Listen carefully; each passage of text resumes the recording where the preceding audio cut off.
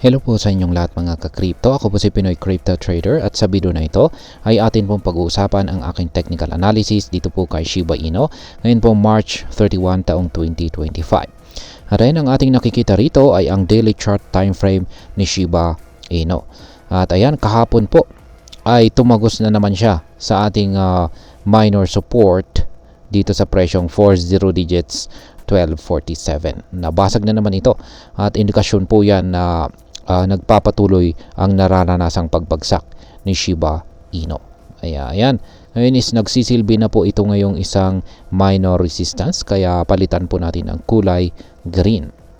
Ayan, color coding natin dito is mga kulay green is resistance, mga kulay red naman is mga support. Kaya ayan, yung nagsisilbing harang na po natin ngayon dito sa pagbagsak ni Shiba Inu ay isang support zone. Ayan, masasabi kong matibay na po ito.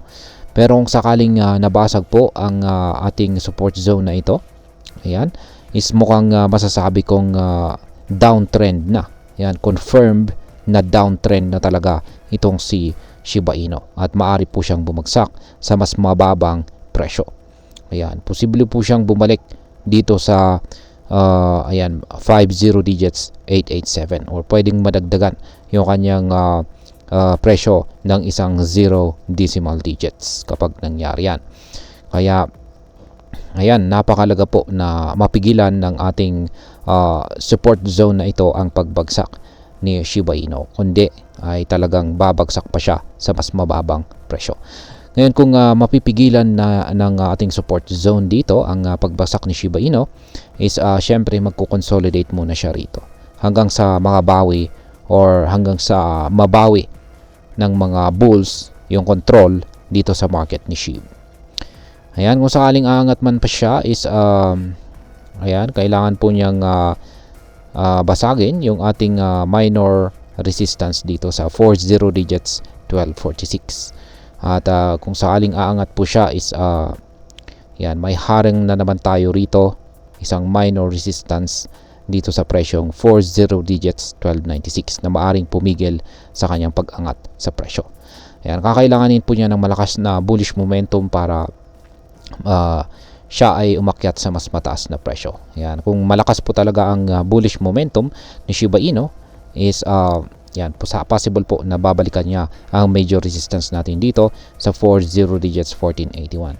Pero kung pag mahina po talaga yung bullish momentum, kung sakaling umangat siya ay malamang ay hanggang dito lang sa mga minor resistance natin dito ang magagawa niyang akyatin. Yan. Pero sa ngayon is mukhang malabo po talaga na makarecover ngayon itong si Shiba Inu kasi makikita natin dito na mukhang yan, nag-curve na yung ating hazard indicator tapos mukhang paliit na yung sukat nito. Indikasyon po yan na nanghihina po yung bullish momentum ni Shiba Inu.